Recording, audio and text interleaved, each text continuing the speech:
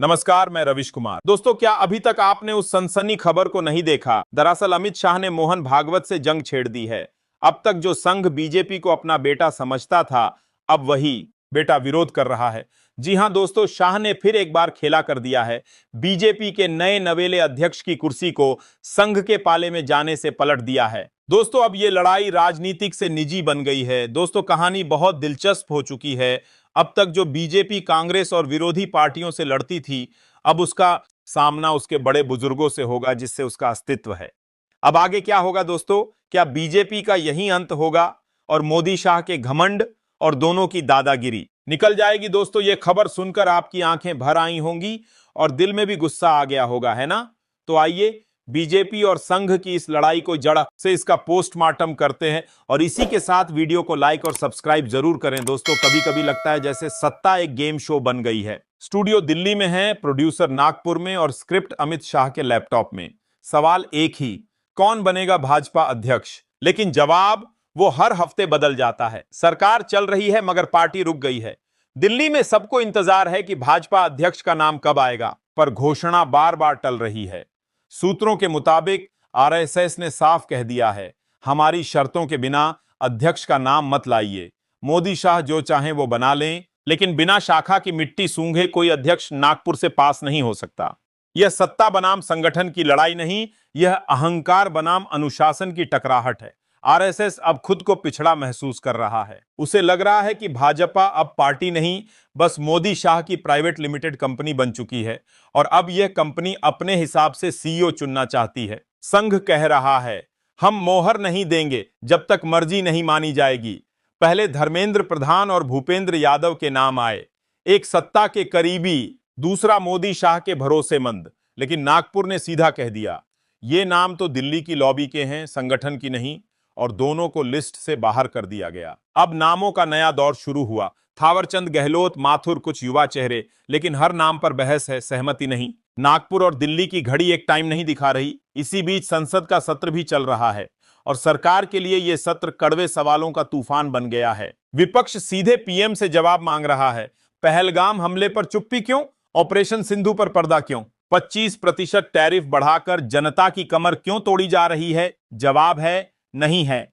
विपक्ष अंदर से गरज रहा है, बाहर मीडिया शोर कर रही है, लेकिन भाजपा संगठन में शांति है। एक ऐसी शांति जो तूफान से पहले होती है। मीटिंग्स हो रही हैं, लेकिन दरवाजे बंद हैं और चेहरे तनाव में। एक नेता कहता है, अगर नागपुर का नाम नहीं माना तो संगठन टूटेगा। दूसरा कहता है, अगर दिल्ली की लाइन नहीं मानी तो सरकार नाराज हो जाएगी। तीसरा मुस्कुराता है। दोनों को खुश करना नामुमकिन है। अब आप बताइए, जब पार्टी का सबसे अहम पद खाली हो और संगठन सत्ता से नाराज हो, तब क्या आप उम्मीद रख सकते हैं कि सरकार सुचारू चलेगी? संघ को लग रहा है कि मोदी शाह की जोड़ी ने न सिर्फ पार्टी हथिया ली है, बल्कि अब संगठन की आत्मा भी खत्म कर रही है। यही वजह है कि संघ अब दबाव में नहीं, बल्कि दबाव बना रहा है। सूत्रों के मुताबिक संघ प्रमुख मोहन भागवत और वरिष्ठ पदाधिकारियों ने कई बैठकें की हैं बंद दरवाजों के भीतर, और वहां दो बातें सामने आई। नंबर एक, भाजपा में संघ की भूमिका लगातार घट रही है। नंबर दो, मोदी शाह की जोड़ी पर संतुलन बैठाना जरूरी है। फील्ड रिपोर्ट्स ने भी बताया कि भाजपा के कार्यकर्ता आज खुद को उपेक्षित महसूस कर रहे हैं। जो लोग शाखाओं से आते हैं, जिनकी राजनीतिक ट्रेनिंग नागपुर से हुई है, वो आज सत्ता से कटे हुए हैं। दिल्ली दरबार हावी है और जमीन की सुनवाई बंद। उत्तर प्रदेश से लेकर महाराष्ट्र, कर्नाटक से लेकर मध्य प्रदेश तक अब भाजपा के अंदर भी ये फुसफुसाहट सुनाई देने लगी है, संघ नाराज है। और जब संघ नाराज होता है तो पार्टी के भीतर छिपे असंतुष्ट नेता बाहर झांकने लगते हैं, क्योंकि संघ का समर्थन इक्वल टू राजनीतिक संरक्षण। केशव मौर्य जैसे नेता, जिनका प्रदेश अध्यक्ष की घोषणा को लेकर सब्र जवाब दे रहा है, अब संघ की छाया में अपनी आवाज उठाने लगे हैं। संघ का दखल नहीं हो, ये मोदी शाह चाहते हैं, लेकिन वही दखल अब कई भाजपा नेताओं की ख्वाहिश बन चुका है। सवाल बड़ा है, क्या संघ वाकई मोदी शाह को कमजोर कर सकता है? जवाब भी बड़ा है, हां, क्योंकि संघ चुनाव नहीं लड़ता पर चुनाव जिताता है। उसके पास हजारों शाखाएं, प्रचारक और जमीनी कार्यकर्ता हैं। अगर ये निष्क्रिय हो जाएं तो बीजेपी का वोट प्रतिशत सीधे 4 से 5% गिर सकता है। और चुनाव में 4% का मतलब क्या होता है, ये जानने के लिए किसी एक्सपर्ट की जरूरत नहीं। और तो और, संघ के पास वैचारिक और नैतिक दबाव का सबसे बड़ा हथियार भी है। अगर संघ आज नाखुश हो जाए तो पार्टी में नेतृत्व परिवर्तन की हवा अपने आप बहने लगती है। यही वजह है कि संघ ने इस बार एक सीधा अल्टीमेटम दिया है, या तो संगठन को फिर से हमारी मर्जी से गढ़ो, या फिर मान लो कि 2029 से पहले ही सत्ता की ऊंचाई से नीचे गिर जाओगे। अब यह अल्टीमेटम सलाह नहीं, चेतावनी है। और यह चेतावनी आ रही है वहां से जो भाजपा की रीढ़ कहा जाता है। नागपुर भाजपा की अग्नि परीक्षा अब शुरू हो चुकी है। सत्ता की मजबूती और संगठन की आत्मा के बीच मोदी शाह को अब रास्ता चुनना होगा। या तो सत्ता की रफ्तार में संगठन को रौंदिए या संघ को मनाइए। लेकिन जो भी कीजिए, वक्त कम है और निगाहें सबकी लगी हैं। राजनीति में जब गुरु और चेला आमने सामने आ जाएं तो सबसे बड़ा झटका वहीं आता है जहां उसे सबसे कम उम्मीद होती है। इस बार वही हो रहा है। संघ ने अमित शाह और नरेंद्र मोदी के दरवाजे पर अल्टीमेटम की घंटी बजा दी है। अब देखना है कि दरवाजा खोला जाता है या चुप्पी साध ली जाती है। और जो सबसे दिलचस्प है वो ये कि भाजपा अध्यक्ष की घोषणा अब तब तक नहीं होगी जब तक नागपुर की घड़ी और दिल्ली का कैलेंडर एक ही समय नहीं दिखाएंगे। जनता तमाशा देख रही है, मीडिया शोर कर रही है और कुर्सी अभी भी खाली है। भाजपा में इस समय जो चल रहा है उसे अगर आप कुर्सी की लड़ाई समझ रहे हैं तो आप बहुत सतही सोच रहे हैं। यह कुर्सी नहीं, कमान की लड़ाई है। और सवाल सिर्फ यह नहीं कि कौन अध्यक्ष बनेगा, बल्कि यह है कि किसके इशारे पर चलेगा, नागपुर या 7 रेस कोर्स रोड।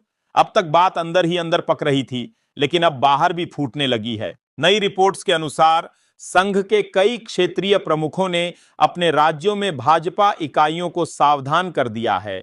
दिल्ली का नहीं, अब संघ का एजेंडा प्राथमिक होगा। मतलब साफ है, केंद्र से असहमति की खुली छूट।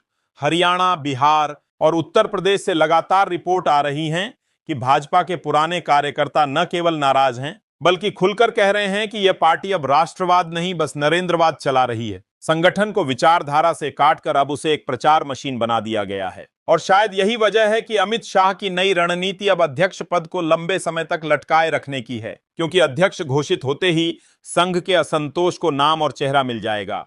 और मोदी शाह फिलहाल कोई चेहरा नहीं चाहते जो उनके रास्ते की दीवार बन जाए। अब चर्चा में है 2 विकल्प। या तो कोई बेहद कमजोर नाम लाया जाए जो दिखे तो संगठन का लेकिन चले सरकार की लाइन पर, या फिर अध्यक्ष पद को कुछ महीनों तक खाली ही रखा जाए और वर्किंग प्रेसिडेंट के सहारे काम चलाया जाए, ताकि संघ को बातचीत का बहाना मिलता रहे और दिल्ली को नियंत्रण का सुख।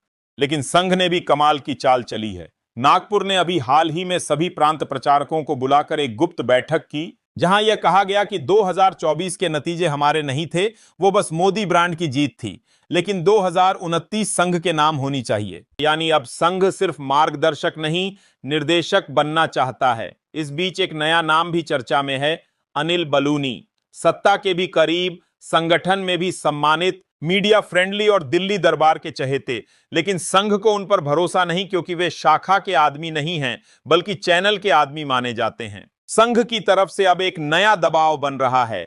एक कोर ग्रुप बनाओ जिसमें अध्यक्ष, संगठन महामंत्री और महासचिव स्तर के फैसले संघ के समन्वय से हों। यानी अब पार्टी को चलाना है तो 3 नंबर की चाबी नागपुर को देनी होगी। मोदी शाह इस प्रस्ताव को पार्टी पर कब्जे की साजिश मान रहे हैं, जबकि संघ इसे सुधार की प्रक्रिया बता रहा है। और इसी घमासान के बीच भाजपा का ग्रास रूट कार्यकर्ता उलझ गया है। उसे समझ ही नहीं आ रहा कि आदेश अब आएगा कहां से। इसी दौरान एक और दिलचस्प खबर आई। गोवा, त्रिपुरा और झारखंड में संघ से जुड़े पुराने प्रचारकों ने अपने अपने प्रभाव क्षेत्रों में भाजपा की स्थानीय इकाइयों से दूरी बना ली है। ये वही लोग हैं जो बूथ स्तर पर संगठन की रीढ़ माने जाते थे। अब इनकी चुप्पी सत्ता के लिए चेतावनी है। टीवी डिबेट्स में भले ही भाजपा प्रवक्ता मुस्कुरा रहे हों, लेकिन भाजपा के अंदर एक असहज सन्नाटा है। एक वर्ग ऐसा है जो चाहता है कि संगठन पूरी तरह सरकार के अधीन रहे,